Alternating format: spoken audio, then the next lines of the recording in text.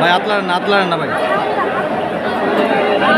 ভাই আতলারেন না সুন্দর উঠান ভাই ভাই ভাই ভাই প্লিজ প্লিজ প্লিজ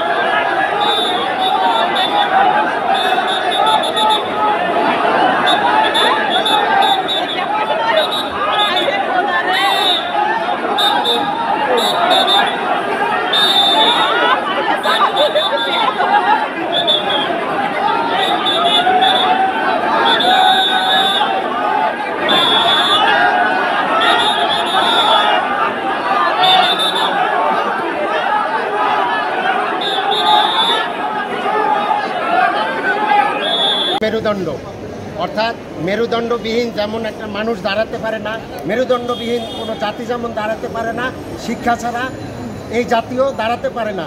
এই শিক্ষা ব্যবস্থাকে ধ্বংস করিয়া পুরা জাতিকে ধ্বংস করছে এই সাবেক শিক্ষামন্ত্রী দীপু মনি।